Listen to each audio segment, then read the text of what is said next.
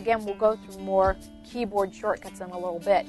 But back to diagramming Windows. Diagramming and talking about this Windows theory and how do we get to where we want to go and what are those thingies called.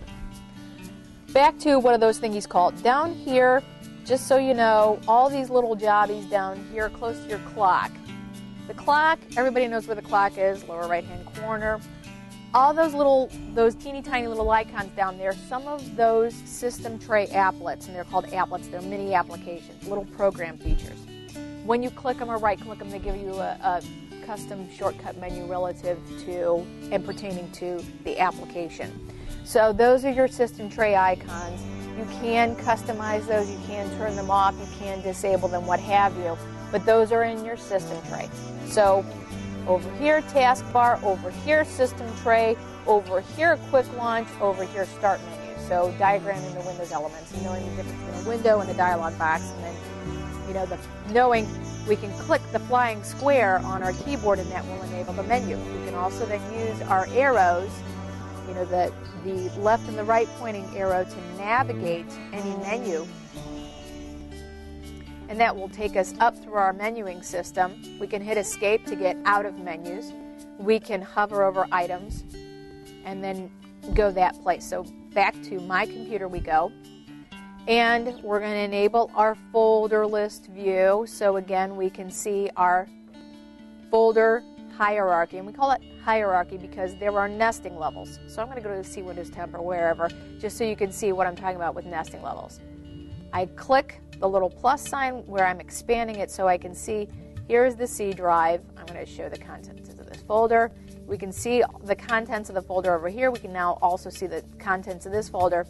And I know that there's a nesting level because there's a little plus sign next to it. We understand that there's more stuff in it when there's a little plus sign.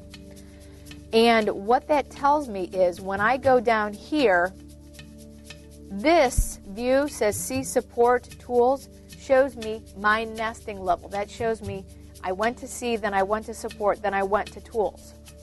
So that shows me how many folders deep I am within the Windows hierarchy.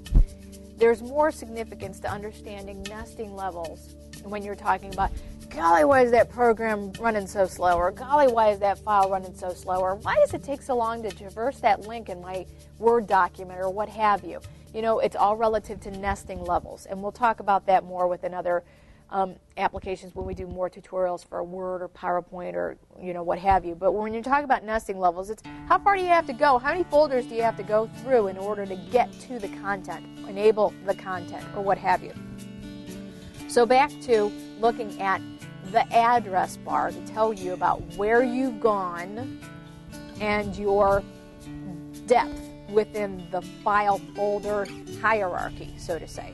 Okay, so let's go back one level. I can go back. That'll get me back up. I can also, if I go to Program Files, I can go back up that way. So I can either hit the back button, I can go up one level.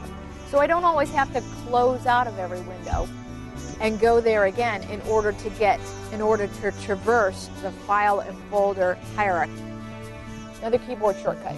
If you don't want to take your mouse pointer and double click on my computer, this is fabulous. Windows E. Windows E is the keyboard shortcut to enable Explorer, the Explorer view. And I don't know if you're thinking, oh my goodness, how am I ever going to remember all these keyboard shortcuts? She keeps on saying Control, Alt, Escape. When am I ever going to remember?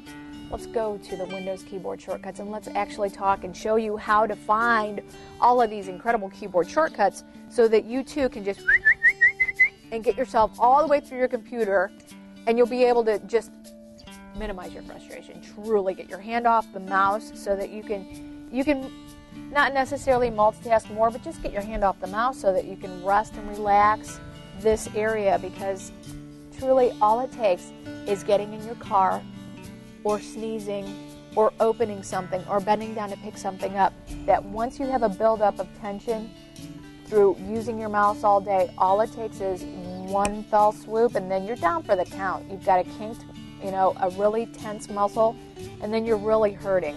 So anytime we can minimize the use of our mouse, fabulous, do it.